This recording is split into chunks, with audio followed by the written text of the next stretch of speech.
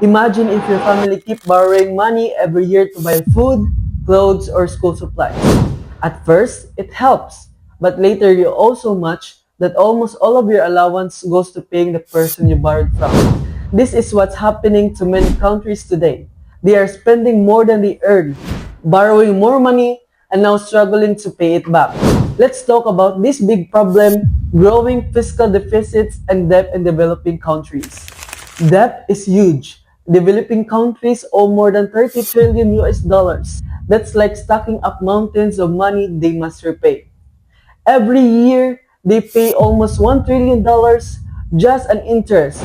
That is the money they can use for schools, hospitals, or jobs. Deficits keep growing. A deficit means a country spends more than it earns. For many poor countries, this is about 2 to 3 pesos out of every 100 pesos of their economy. It sounds small, but when you have a very little income, it becomes a big problem. Why it's hard now? Interest rates around the world have gone up, which makes borrowing more expensive. Countries that already borrowed a lot now pay even more just to keep up. And who suffers? More than 3 billion people live in countries where governments spend more money paying debt than on health or education. I believe countries should not only borrow less, but also use their money wisely. It's okay to borrow in an emergency, like during COVID-19, but they must have a plan to pay it back.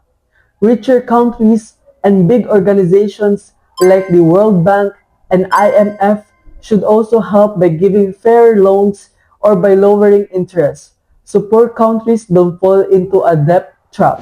Why I think this? Too much debt steals money away from schools, hospitals, and building roads. If countries keep borrowing without control, they may fall into crisis. And when one country falls, it can affect the world. Helping developing countries is not just a charity, it is an investment in global peace and growth. Some say deficits are okay because countries need to spend money during tough times.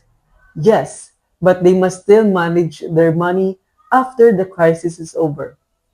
Others says raising taxes or cutting spending hurts people. True, but governments can cut wasteful spending instead of cutting help for the poor. Some argue rich countries should just forgive the debt. Debt relief can help, but if countries keep borrowing carelessly, the cycle will repeat. Both sides needs discipline and fairness. If nothing is done, more countries will go bankrupt. They won't be able to pay teachers, nurses, or fix roads. Families will suffer, kids may stop going to school, hospitals may close. And because the world is connected, rich countries will also feel the shock through trade, migration, and instability. The debt problem is like a growing storm. Developing countries need smart planning. Rich countries must give fair help. And we all must care, because when one part of the world struggles, it affects everyone. Let's choose a future where money is used for people, not just for paying a debt. And that's all. Mabuhay!